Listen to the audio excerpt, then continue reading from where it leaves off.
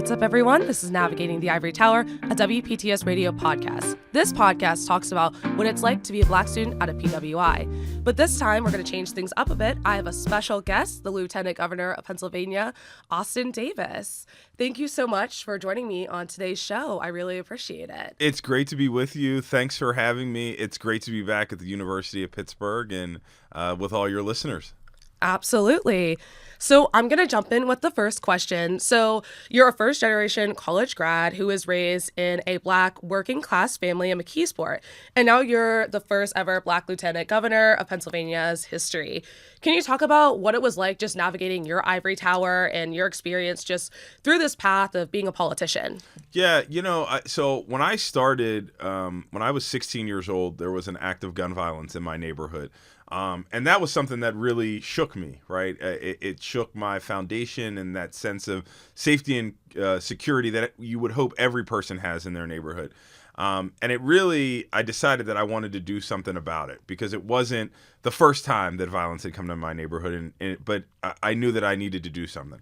And so my parents encouraged me to go to a city council meeting. I was raised in a household that was very much, if there's a problem, like you have a responsibility to do something about it. So you should go to a city council meeting and figure out what the leaders are doing. So when I went to a city council meeting, the first thing that I realized when I got there was two things. One, there was nobody who looked like me serving in city government, and there was nobody who was addressing the issue of gun violence. So at the time, I decided to start a youth advisory council with the help of my mayor at the time in my community, and started a violence prevention organization made up of young people from my high school in my neighborhood to try to take on the epidemic of gun violence that was plaguing our community. And that was really the beginning point of what put me on this journey of public service and politics that led me to this point today. I can tell you back then, I never thought I would be an elected official. I never thought that I would be Pennsylvania's lieutenant governor. I was just somebody who wanted to make a difference in my community and my neighborhood. Definitely wasn't an ivory tower. Absolutely. And the fact that you started out so early is just so impressive. And so with your experience thinking about undergrad, what would you say that was like for you just going to like a PWI? And like, what was your experience in college when it comes to that? So I'm going to be honest, college, there are people who high school was either like the best time of their life or college was the best time of their life. It's hard to find people who had both. College, I felt like was just something I had to kind of do and get through. It was something that like my parents had really drilled it and instilled in me that I had to go to college. I'm a first generation college graduate, my sister and I. And so that was really important to my parents. I didn't get super involved in the community at the University of Pittsburgh like I should have. I was a commuting student, so I basically came here to go to school, to go to classes, and then I went and worked. I worked all 4 years I was in college, so I was off campus. So, and I also then while I was working, I had an internship with my local state representative at the time.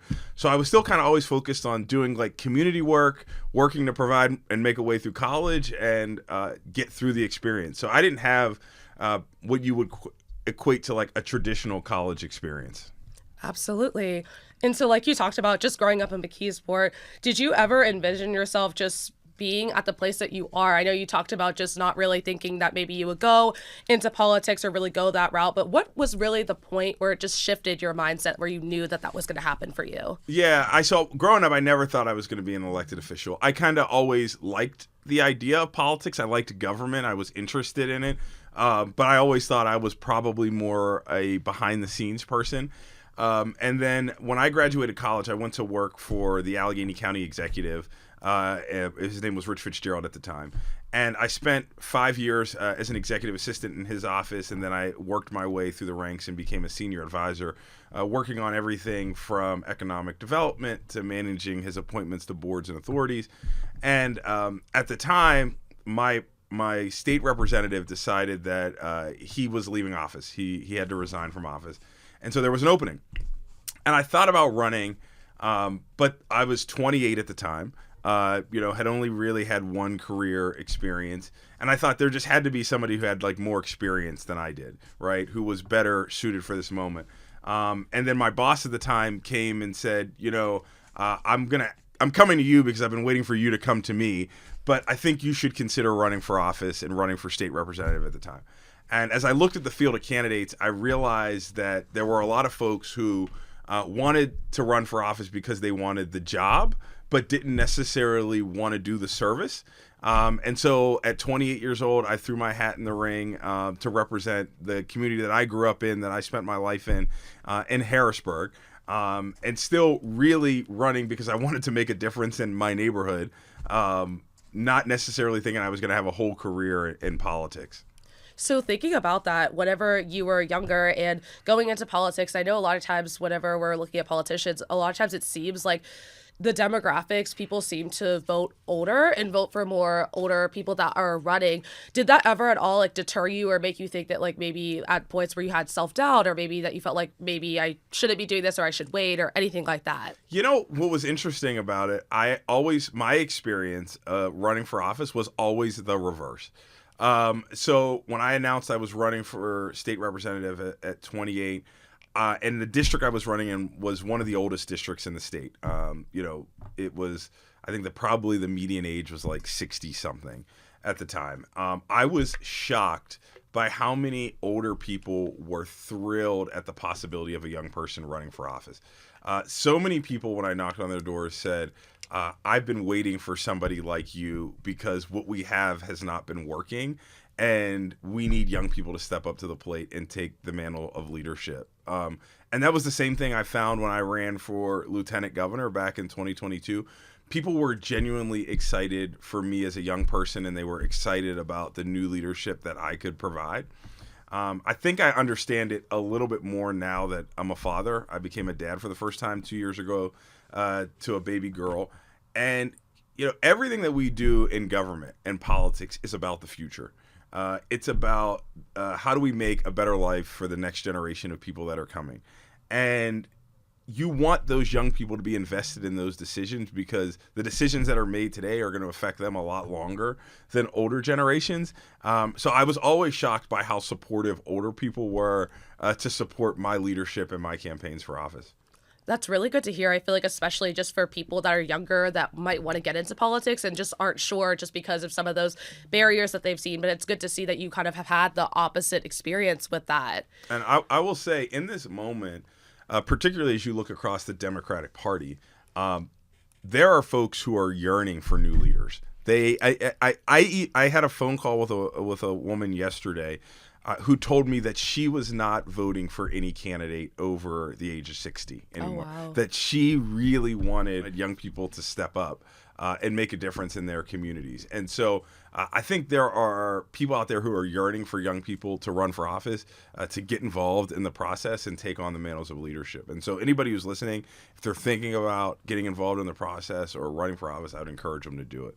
Absolutely. So were there ever moments where you just felt really underestimated throughout your political career? And how did you respond whenever you felt those ways? Yeah, look, I think I felt underestimated at every point in my career, from being a young person showing up to a city council meeting at 16 years old to launching a campaign for state representative at 28. And oh, by the way, when I ran for state representative and got elected, I was the first African-American to ever win that seat in that district. Wow. The first African-American to ever represent a state house district in Western Pennsylvania outside of the city of Pittsburgh. So I would think I was underestimated from the beginning that I'd be able to run a campaign and actually win. And then when I decided to run for lieutenant governor, to become Pennsylvania's first black lieutenant governor and the youngest lieutenant governor in the country, I think there were a lot of people who questioned whether I was going to be able to do it and whether I was going to be able to pull it off. And I think what I did at every point that folks kind of underestimated me was just lean in with hard work, was just show up as my authentic self and talk about what my vision was for the people I was seeking to represent. And ultimately that resonated and was able to win the day. That's great. And so when you're in those moments, like, how do you stay grounded, especially whenever it comes to spaces like you're talking about that just historically don't have people that are either people of color or like anything like that? I really remember back to why I got involved in politics in the first place. And it wasn't to have a title. It wasn't to have a big office. It wasn't for notoriety. It was to make a difference in my community, and it was to make the people I represented, their lives better. And every day I get up, I give 1,000%, and that's what really drives me and what serves as my compass.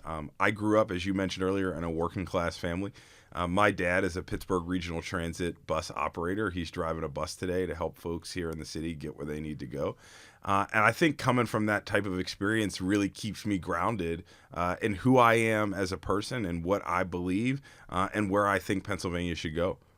Absolutely. And I think it's just like really nice to see a politician that understands that, because I think there are a lot that maybe don't have those backgrounds and don't understand really what it's like to either come from a working class family or middle income or anything like that. So I think it's really refreshing, because oftentimes like we're just not exposed to that when it comes to politics. Yeah, and it can be, running for office is an expensive proposition. And Right. not just raising the funds to run for office, but like just being in the position to run for office, right? I didn't go to college with people who could fund my campaigns. I didn't grow up in a community that could fund my campaigns. And so, you have to work a little bit harder to be a part of the process. And it shouldn't be that way. Everybody should have an opportunity to serve if they want to. But that's just the unfortunate part about how our system is currently set up. Oh, yeah, 100%. And so, whenever you think about your earliest role models or leaders that you looked up to, how did they shape you and who you are today? And who are some of those people? I had so many role models. When I think back to when I was a kid growing up, from my dad to I grew up in a really large family. I had 7 uncles growing up that all served as really strong role models for me and in my family. So at the base level, I came from a lot of folks who expected great things from me, regardless of what I was going to do and who pushed me to be the very best person that I could be. And then as I got into politics, I met a lot of people who mentored me and supported me along the way. There's a woman by the name of Loretta Diggs, who was a McKeesport City Councilwoman. She was the first black woman to ever become vice president of the McKeesport City Council, and she just passed away this past year. But somebody who really encouraged me at a very pivotal age that I could do this, that I could get involved in the process. To my boss, County Executive Rich Fitzgerald, when I worked for him in county government, somebody who encouraged me to run for office for the first time. I firmly believe that at every point in your life, you should either be a mentee or a mentor to someone, and that we all have a responsibility to open the door for a little bit wider for the next person that's coming along. I carry a big responsibility as Pennsylvania's first black lieutenant governor, but that will mean nothing if I'm the last. And so I have a responsibility to make sure that somebody else has the same opportunity to walk through that door to serve at the highest heights of power.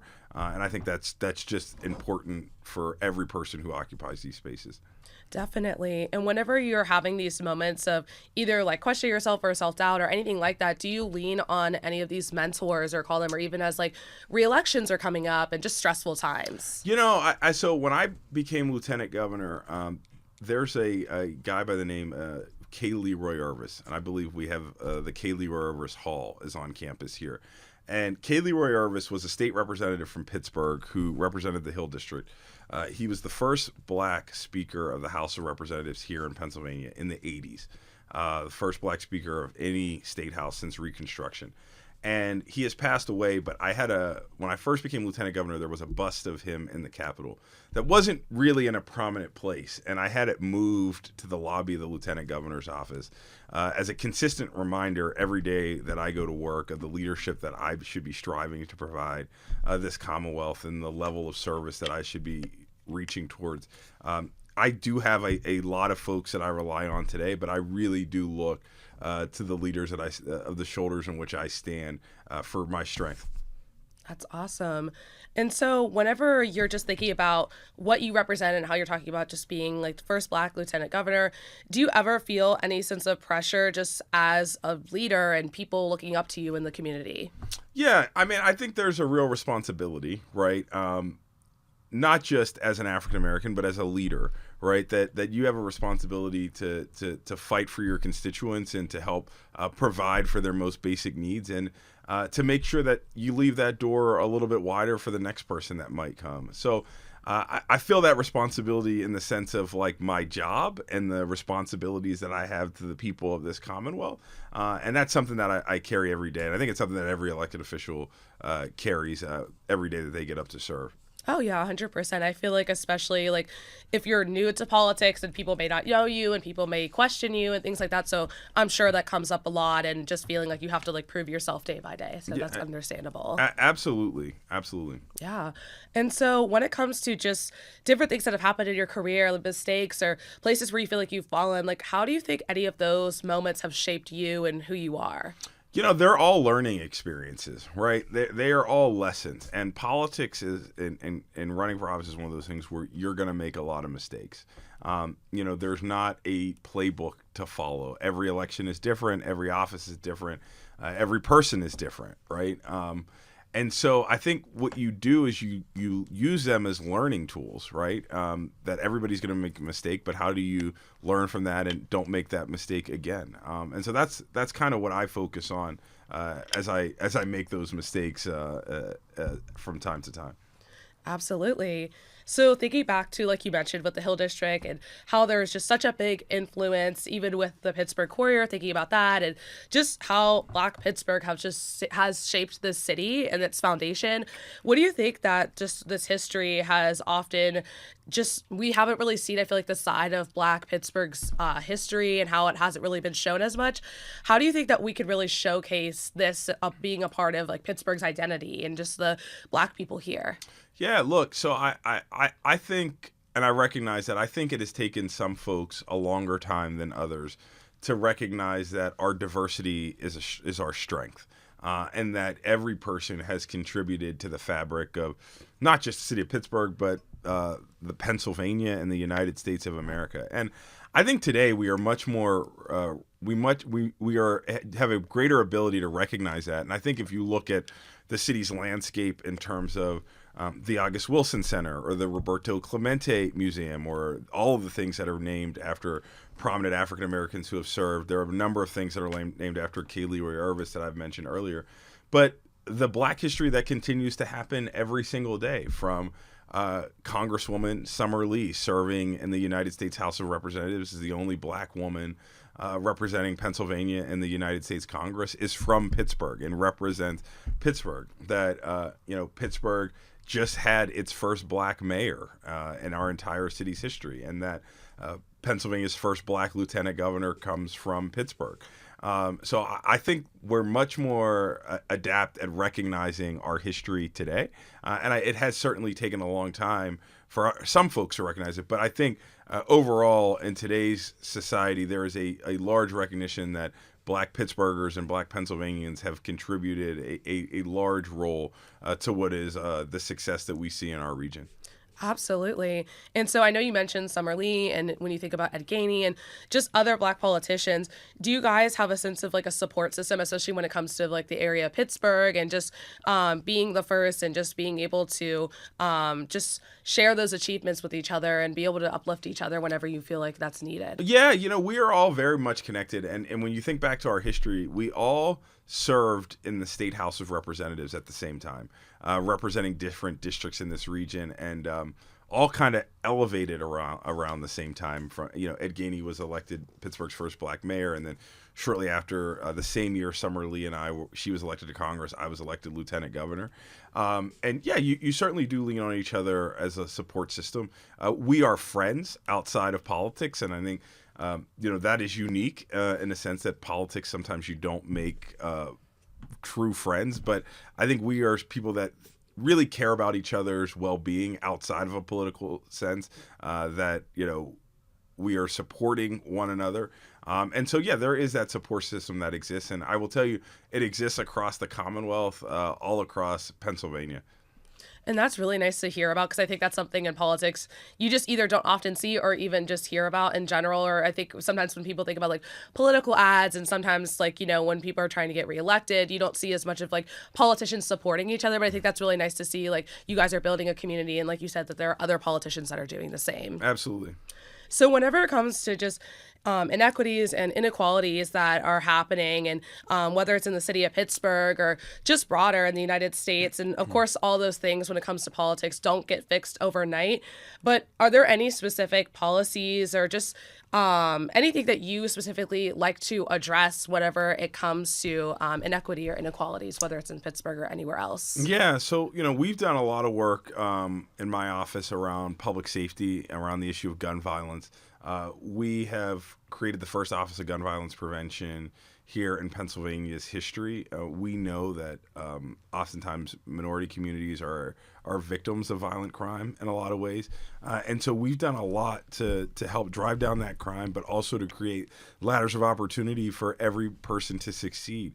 I'm really proud of the fact that the governor and I have made historic investments in public education in Pennsylvania to make sure that every child, regardless of their zip code, has access to a quality education to level the playing field. I'm really proud of the fact that we continue to create multiple avenues to success. If a young person wants to go to college, we want to make sure it's affordable. But if they want to start a small business here in Pennsylvania, we want to make sure that they have the resources that they need to do that. Or if they want to join an apprenticeship, join a union through an apprenticeship program, we want to make sure that's available too. And I'm really proud of the work that we've done to expand those things, and I think all of those things will make a huge difference in the inequities that some communities have been facing. And that's great to hear that you're just really focusing on some of those core issues that are affecting our city.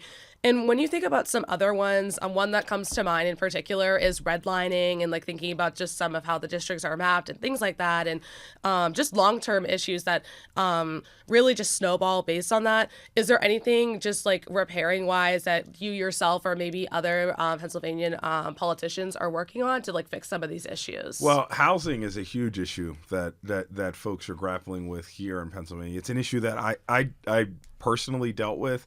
My wife and I bought a home 2 years ago when we were expecting our daughter, and we put offers in on 8 different homes before we finally got one of them accepted.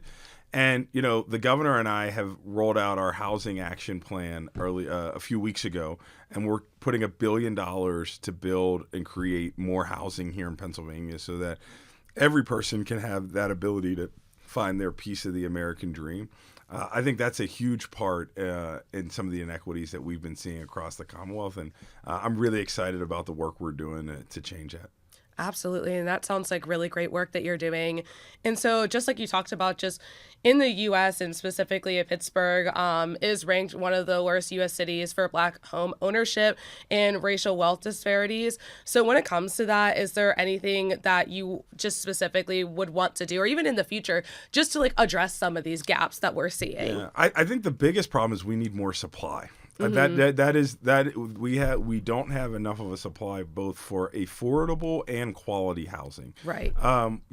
We are seeing folks just struggle to find that, and I think the governor's housing action plan, the $1 billion we're proposing in a fund to do that, is going to have a significant impact here in the city of Pittsburgh, but across Pennsylvania in terms of making Pennsylvania a leader in housing. That's great to hear. And I think it's something, especially even like college students and people that are just coming to the city for different reasons. I think housing is a big issue that people really want to see being addressed. So it's great that you guys are doing that and also have that on your agenda as well. And kind of similar to that, so when we're thinking about just like different businesses and just receiving opportunities, minority-owned businesses seem to disproportionately have a smaller percentage when it comes to state contracts. So with this issue, how does your campaign or anything that you're working with just really want to address some of those issues when it comes to those opportunities? Yeah, when we first came in office, one of the things that I chaired was the Pennsylvania, and I still chair it, is the Pennsylvania Advisory Council on Inclusive Procurement, to figure out how the state could be a better partner for diverse small businesses here in Pennsylvania. And I'm really proud of the fact that this year is the second year that we have spent over $1 billion with small diverse businesses here in Pennsylvania. We've launched a new micro and mid-sized business program to work with diverse small businesses to help them build capacity and to help them understand how to do business with the Commonwealth. I think we have made some tremendous strides in creating more opportunities for diverse businesses, and quite frankly, we are just getting started. That's great to hear. So, whenever we're thinking about just even current issues that I feel like a lot of younger students and younger people in the city are really concerned about, definitely what comes to mind is ICE and just immigration in general and just some of like the policies and the way things are changing. Is there anything in particular, just when it comes to your campaign, where you guys are focusing on that, or because I feel like things are constantly changing, like day to day, just by any of those policies? Yeah, so the governor has been pretty forceful in his response. So we know that the federal government has secretly tried to build an ICE facility in Berks County in Pennsylvania. And he has been clear that our administration is not supportive of that. We have used some of our permitting processes to begin to slow the process down. The Department of Environmental Protection just denied, I think, a number of their permits. We have continued to work to make sure that Pennsylvania is a welcoming environment. Our state police officers do not ask immigration questions when they are interacting with the public. It is really unfortunate that the federal government has injected chaos and confusion into this process, and I fundamentally believe it is making our communities less safe. It is causing harm between the critical relationship that we need between law enforcement and the community to do their job. And I think it's really disappointing that the Trump administration continues to traffic in fear. Absolutely. And even just what I'm thinking about as currently being a college student and going to the University of Pittsburgh. And we just have so many international students here. And I know some of my friends that are from different countries and stuff, sometimes whenever they might be interacting with law enforcement, aren't really sure what to do in these situations. But do you have any advice for students that may have some of these interactions or may not know exactly what to do to either keep themselves safe or just to feel comfortable on their college campus? Yeah, look, I think one, understanding your rights is fundamental. Understanding, and there are a number of organizations both on campus and around the country that can help you understand what your personal rights and freedoms are. I would just encourage folks to don't let fear captivate you, right? You still have to live your life. You still have to figure out how to navigate in a very challenging time. But I also think this is an opportunity on why young people need to be engaged in the political process and understand that elections have real consequences. And I think we're seeing that play out in a very real way every day. I 100% agree with that. And another issue that I feel like is really big, especially when it comes to Pennsylvania, Black Pennsylvanians that have been incarcerated disproportionately have high rates that we see compared to some white residents here. So how are you working to address some of these disparities just with some of the boards that you're a part of? Yeah, so I'm really, one of my roles as Lieutenant Governor is I chair the Pennsylvania Board of Pardons. And so for anybody who is seeking a pardon, or if you are convicted of a crime of violence and you're sentenced to life, you have to come through the board to get a recommendation to the governor. We've worked really hard to modernize that process to make sure we're bringing second chances to folks a lot earlier. One of the first bills that the governor signed was a Clean Slate Act to help clear up a lot of records for folks who have been trying to get things off their records. I think last year it was 250 individuals alone, and so we are starting to see a lot of progress as it relates to criminal justice reform in Pennsylvania. But the work we're doing in the pardon section, I think, is really rewarding, from expanding the amount of folks who are working in the office, making it easier for folks to apply online, modernizing the process,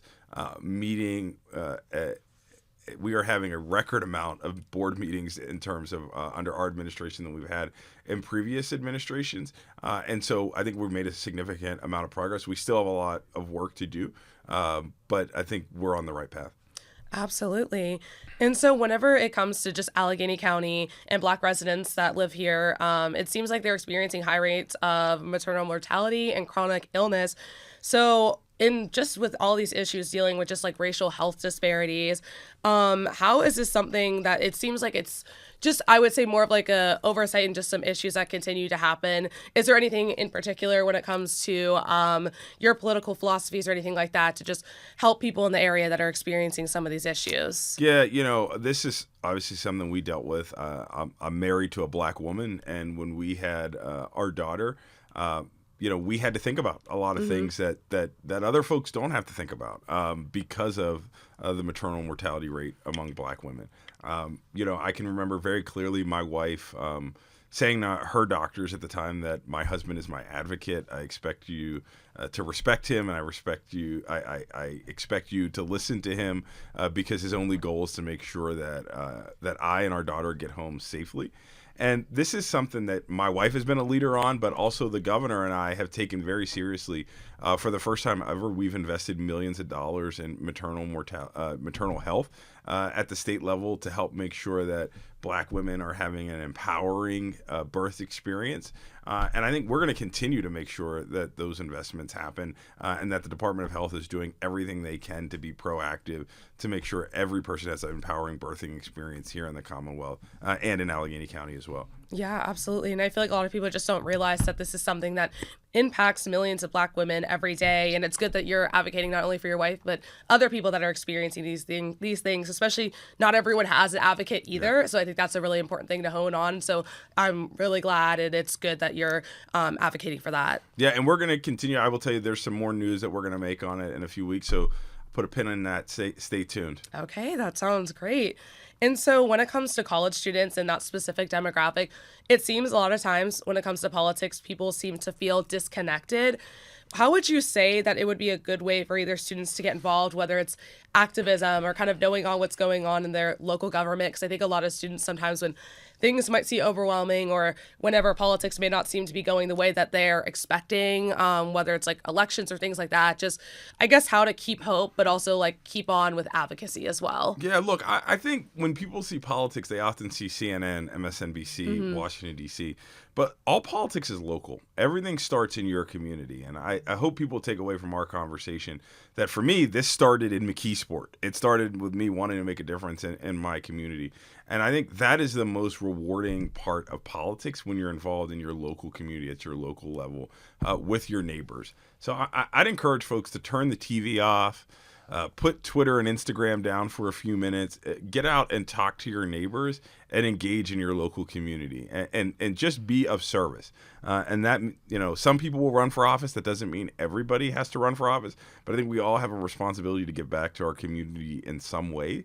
And I think part of that is whether that's volunteering at a local on a local board or commission or a local community service agency. That's, I think, the best way to get involved in what I will call small p politics, but it has the biggest impact.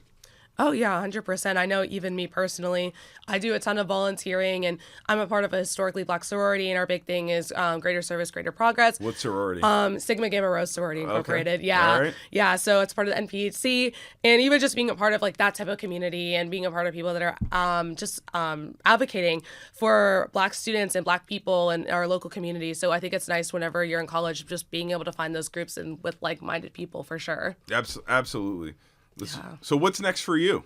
Yeah, for me, there's been a lot of volunteering. I do work with Pit Pantry, so I do that every week. So that's what I try to do. I try to have my podcast out here to make sure people have a spot to advocate, whether it's for things they're personally working on or just their experience at predominantly white institutions. I'm actually meeting with this young lady who goes here at Pitt, and she's going to be talking about her role on social media, and she talks all about Pittsburgh history and just being making sure we're getting that out there and everything. So I'm really excited to have an interview with her and sit down. And her platform is really growing, and I think it's great because I think there's so much Black history that people don't even know about when it comes to Pittsburgh. Absolutely. Well, thank you so much for putting a highlight on this. Yeah, absolutely. Thank you so much for being on this episode of Navigating the Ivory Tower. Is there anything else that you want to mention before we close this off? Look, I just want to encourage all your listeners to get off the sidelines, to get in the game and be engaged in this political process, be engaged in their community.